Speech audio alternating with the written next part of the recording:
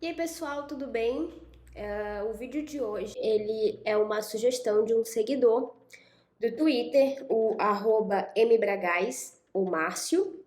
E no vídeo de hoje a gente vai basicamente fazer um react de um vídeo que o Banco Central de Portugal postou no Twitter. Tanto que a gente está nesse formatinho aqui que vocês já sabem, né? Que eu não sei muito, não sou muito boa de edição, então eu tô gravando aqui a tela e no aplicativo de vídeo.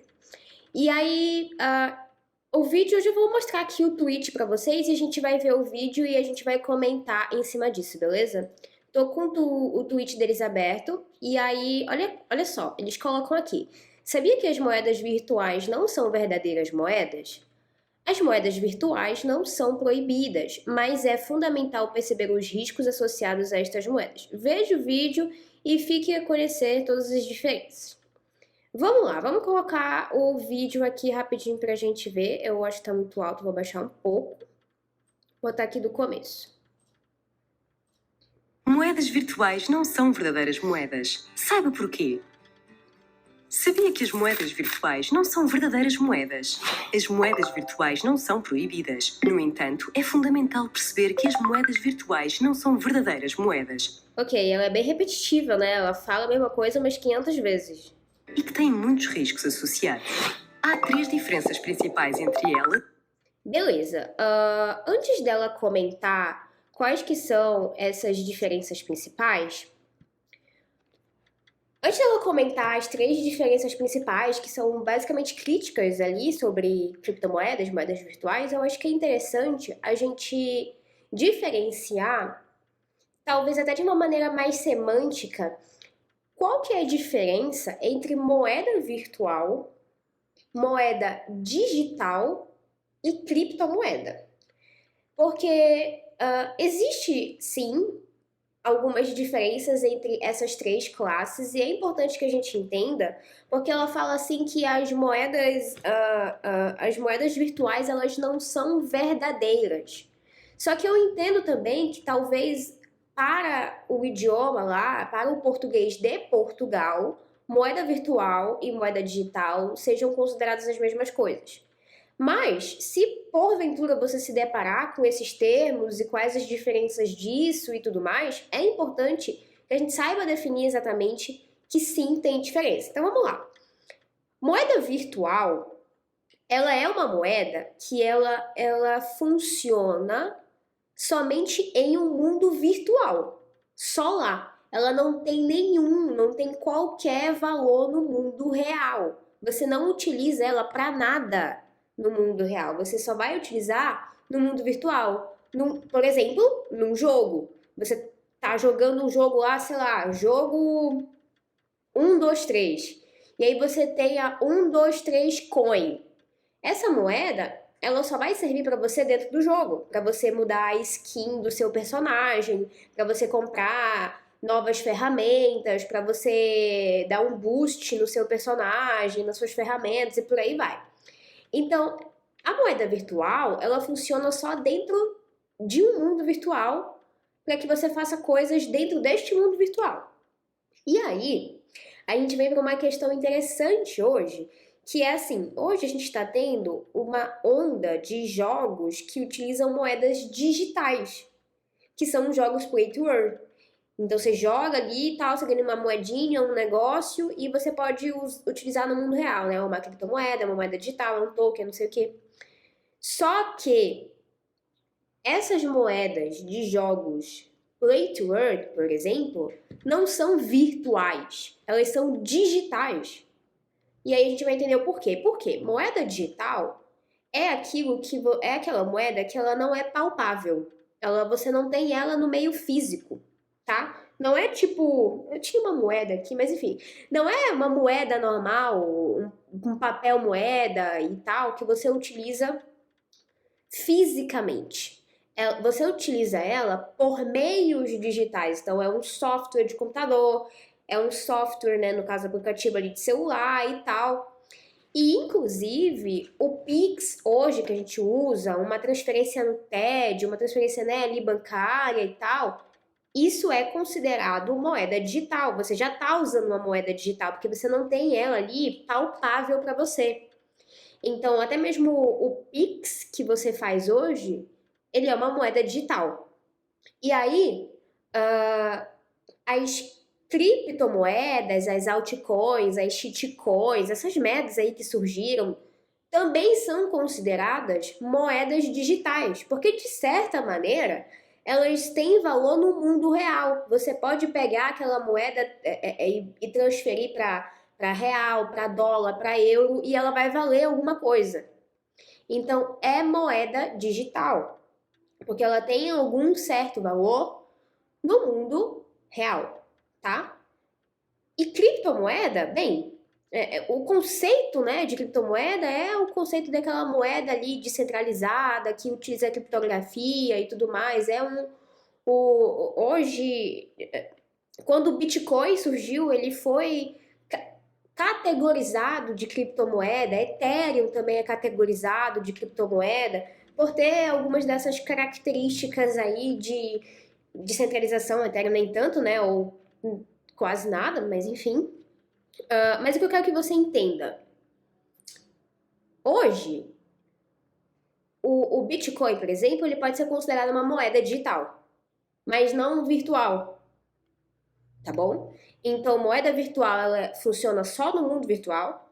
Moeda digital, ela funciona no mundo real também, mas você utiliza ela por um meio digital e ela pode ser uma criptomoeda ou pode ser até mesmo uma moeda do banco, igual a CBDC que o pessoal tá inventando, né? A moeda digital do Banco Central.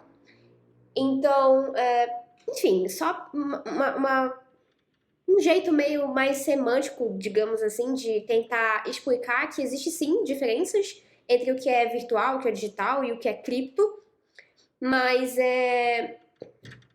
mas aí nesse post do Banco de Portugal, talvez para ele seja a mesma coisa. Mas vamos continuar vendo o vídeo, a gente parou que tem 3 características principais aí, tem 3 diferenças, vamos ver qual que é. E as verdadeiras moedas, como o euro. A primeira é que as moedas virtuais, ou melhor, os criptoativos, não são um meio de pagamento usado por todos. Ao contrário do que acontece com o euro, por exemplo, a lei não obriga ninguém a aceitar pagamentos em criptoativos pelo valor que supostamente têm. Uma segunda diferença. Ok, vamos lá. Essa parte é bem interessante, porque ela fala assim: a primeira diferença é que não é um meio de pagamento utilizado por todos. E aí, o pessoal não quer considerar criptoativos ou moedas virtuais como moeda, porque na concepção geral, da concepção econômica geral, assim, do que se entende pelo que pode ser considerado moeda dentro desse sistema financeiro tradicional, seria um ativo que ele é um meio de pagamento, ele é uma unidade de conta e ele preserva valor ao longo do tempo. Então, quando ele fala assim, não é um meio de pagamento universal, não tem muitas pessoas, ou não tem um país, ou uma nação, ou uma cidade, enfim, utilizando essa moeda de maneira geral. E realmente não tem, né? E aí, no finalzinho, ela fala assim, não, porque não tem um banco que obrigue a utilizar o Bitcoin, por exemplo. Graças a Deus, né? E aí é por isso que o Bitcoin, ele não é um meio de pagamento universal, porque realmente não tem ninguém obrigando a usar o Bitcoin, porque ele é descentralizado. Então, assim, não vai ter alguém obrigando você a usar. Hoje, a gente é obrigado a usar real, dólar, euro, enfim, moeda fiduciária, porque temos uma entidade central nos obrigando a utilizar. Então, imagina, você tem ali um banco, você tem, no caso, né, o governo que fala assim, olha, para você comer, para você beber, para você viver, para você ter moradia, para você se locomover, você precisa gastar, você precisa pagar alguma coisa. E para você pagar alguma coisa, somente essa moeda aqui que vai funcionar. É óbvio que você vai ter que utilizar essa moeda. É óbvio que para você viver a sua vida, você vai ter que utilizar ela. Então, hoje, a gente tem essa obrigatoriedade pelos bancos centrais, pelos governos, de ter que utilizar uma moeda fiduciária. Mas o Bitcoin não. O Bitcoin, por exemplo, né? Ela fala ali de criptomoedas, mas falando do Bitcoin aqui, ele é uma moeda descentralizada, então a adoção do Bitcoin ela é completamente livre, ela é completamente espontânea. Você adota se você quiser, você usa se você quiser. Tem pessoas, tem lugares, tem regiões, tem empresas, pequenos comércios, enfim, que utilizam Bitcoin, que aceitam como meio de pagamento.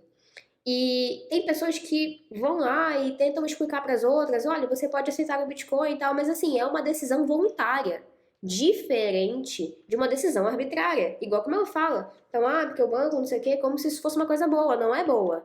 Então é por isso, né, que o Bitcoin ele não é adotado mundialmente. Porra, se amanhã o banco falar assim, foda-se real, foda-se dólar, agora todo mundo vai usar Bitcoin, todo mundo vai ter que usar Bitcoin, gostando ou não, porque fudeu-se tudo.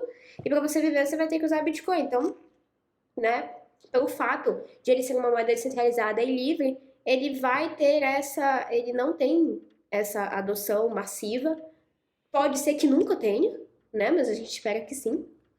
E óbvio, né, é uma crítica que todo mundo fala, mas ninguém usa, não sei o quê. Sim, tem gente que usa, mas é muito difícil encontrar uma massa grande de pessoas que utilizem porque a adoção é livre. Então você usa se você quiser. E por ser uma moeda que tem até pouco tempo de vida, somente 14 anos, é óbvio que a adoção ela vai ser bem lenta e talvez ela nem ocorra em sua totalidade. Mas enfim, voltando aqui, ela vai falar o segundo ponto. Vamos lá. Importante é que as chamadas moedas virtuais também não são adequadas para preservar riqueza ou para poupar. Não há nenhuma autoridade que se responsabilize por elas e, por isso, o valor das chamadas moedas virtuais pode variar muito apenas numa questão de horas, já para não falar de dias, meses ou anos. A quantidade de criptoativos que hoje seria suficiente para comprar um carro, amanhã poderá não ter qualquer valor. A terceira diferença. Ok, legal. Não é possível preservar valor com criptoativos, né? Ela fala aí. Em parte, né? Se a gente for falar de shitcoins, obviamente não é possível preservar valor com elas, porque hoje a shitcoin ela tá no valor, né? Amanhã ela tá em zero. Em questão de dias, realmente.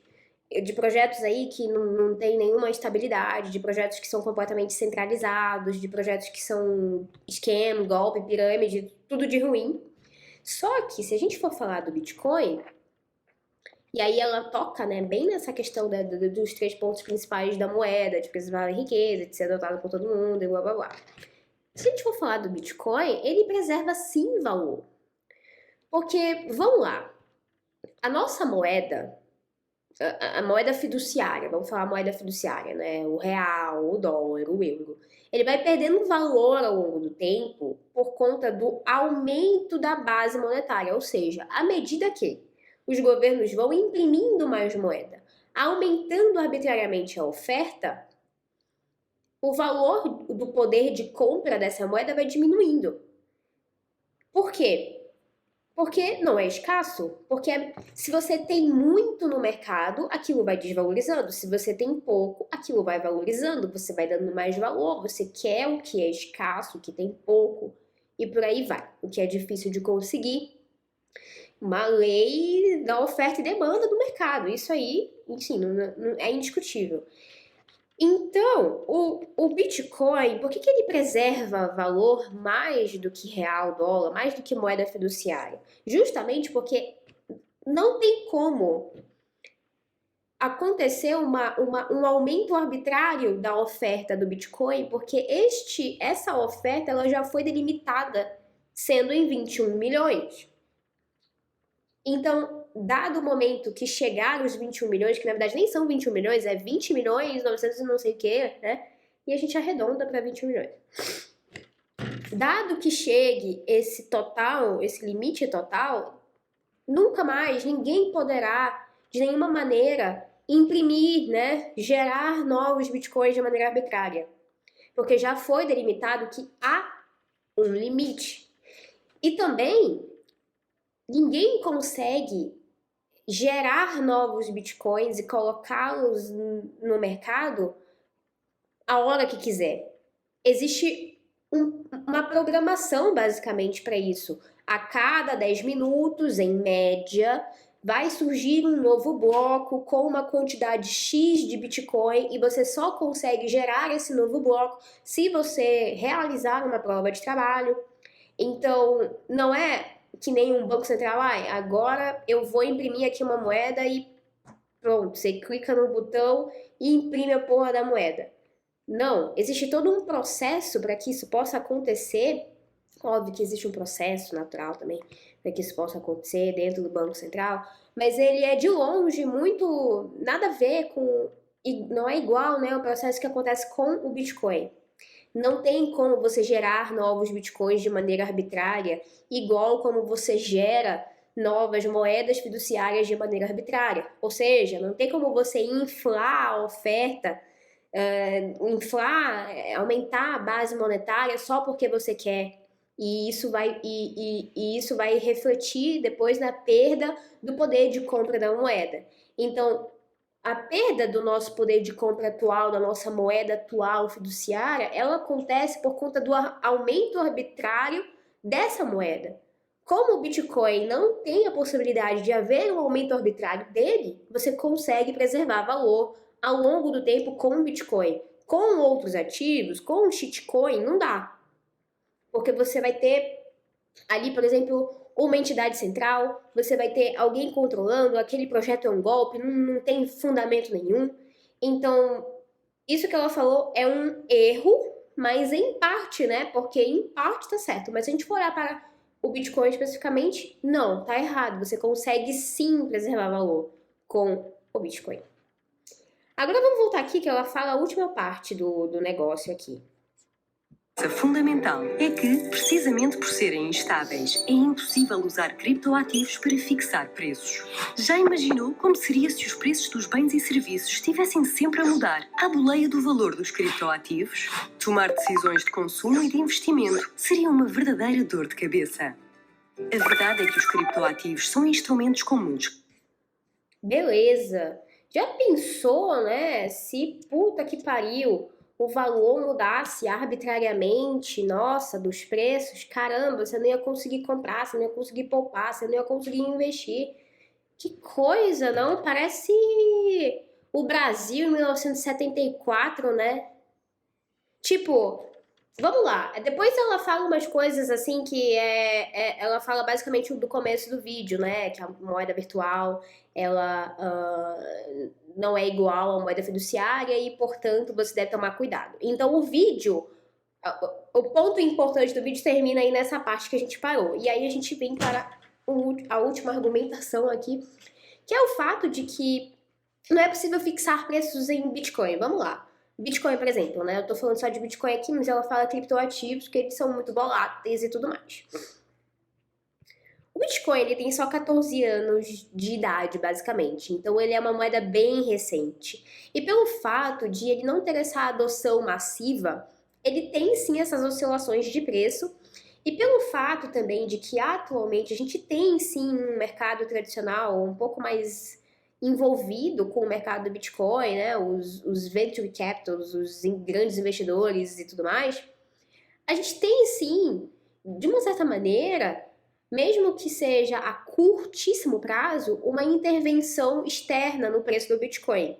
Só que, oh my god, pasme, é do preço do Bitcoin em moeda fiduciária.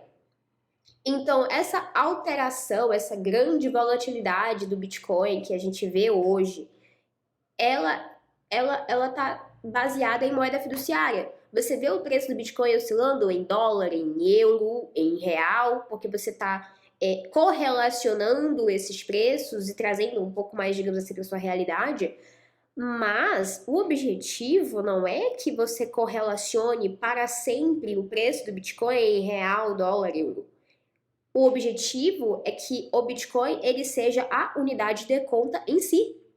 Então, um Bitcoin sempre valerá um Bitcoin, 100 Bitcoins, 100 Bitcoins, um Satoshi.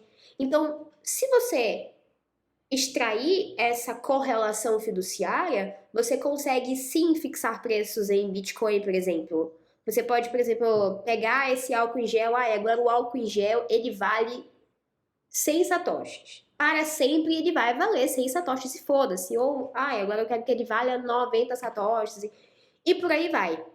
Só que você está correlacionando ele em satoshis. Você, o álcool em gel, por exemplo, custa R$10. Então hoje, R$10 está em torno ali de 9 mil, 12 mil, 13 mil satoshis. Então ele vai mudando ao longo do preço, ao longo do tempo, né?